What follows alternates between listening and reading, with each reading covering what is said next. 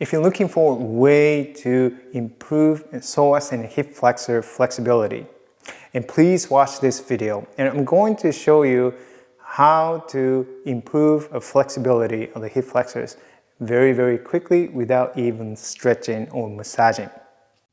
If you want to learn how to retrain your body and then movement safely and then effectively and then move better, subscribe to my channel and hit the bell to be notified when I post a new video every week.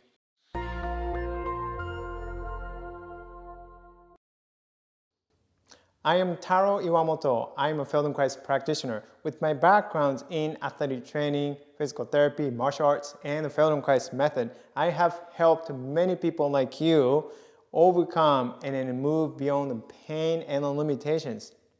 Now it's your turn, and let's dive in. Before I'm going to show you this easy, simple exercise, and you can check your hip flexor motion just by actively extending your hip forward and back, and just to see how smoothly it moves where you feel the movement becomes a little difficult. So you just take a note of the quality of the motion of the hip extension going back, like so. And another reference movement or the check you can do quickly is you lie down flat on the floor with your legs straight, with your arms down on the floor, and just to take a note how much space there is behind your back. There's a little bit of curvature, arch, right? And you take a note how much of the space you notice that. And then if you are able to successfully and improve the range of motion of the hip extension and improve the flexibility of the psoas, and you should note that there is the reduction in the space in the curvature behind your back at the end. So here's what you're going to do. You're going to sit on the floor, and then you sit with the soles of the feet flat on the floor. And if this is difficult for you, if you have a hard time just to being upright in this position, which means you need to put a cushions underneath so that you can easily roll the pelvis forward and to be upright. So if it takes so much effort to just roll the pelvis more vertically in this position, be sure to use the cushion underneath to allow the pelvis to move easily. So, but I can move fine, so I'm not going to use a cushion, but if you do need to, please use. Otherwise, it won't be as effective.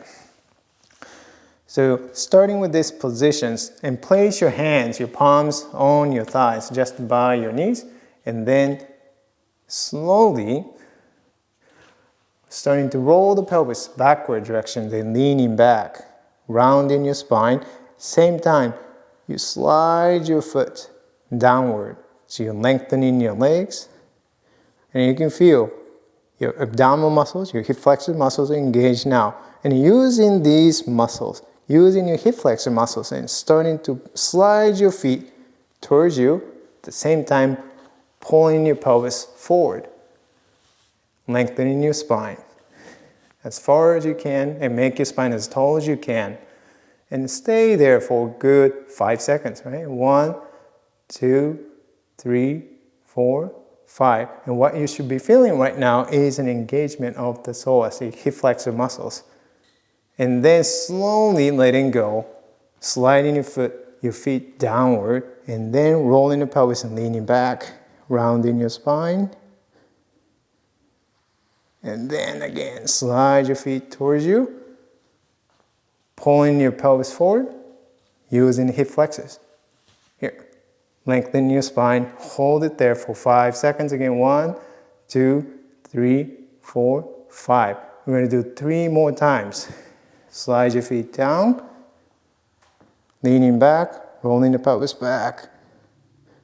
And then sliding your feet towards you, pulling the pelvis forward and lengthen the spine. Now hold it there. 1, 2, 3, 4, 5. Once again.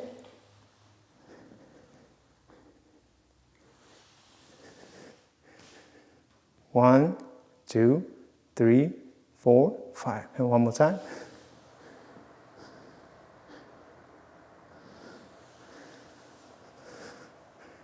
1, 2, 3, 4, 5. So by now, your hip flexors and psoas muscles are on fire. You feel that. So it's more of an activation, more of a workout, right? Now that you're done, slowly lie down on your back and then you check the space behind your back and see if you feel less space. Your spine, your lower back is a little closer to the floor.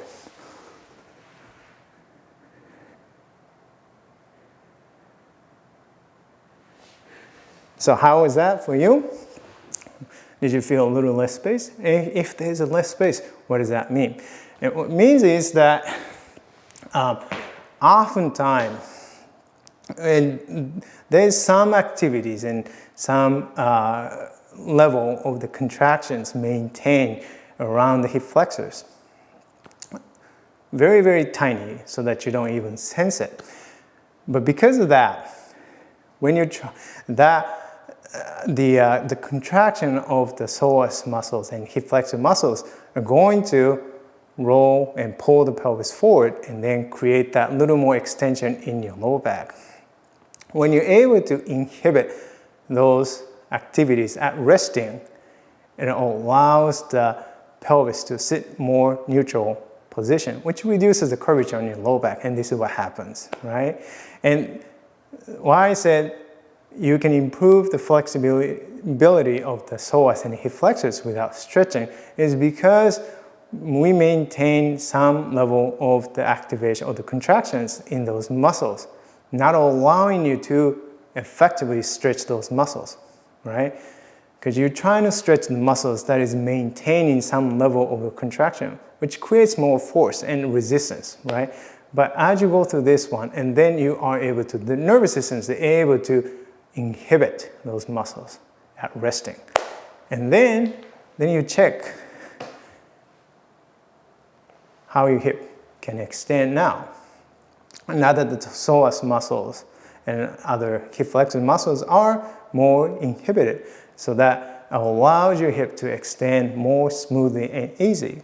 You notice the difference, all right? So before you do any active hip extension stretches to stretch your psoas and hip flexor muscles, please incorporate this exercise and to inhibit those muscles that you're trying to stretch actively. If you want to improve your back pain, be sure to grab your free movement guide to pain-free back at the link below. Check out these videos, and if you like this video, and hit that like button, and be sure to subscribe and share with your friends. Comment below how helpful you found this video was. Thank you so much for watching. See you in the next video. Happy mindful movement. Bye bye.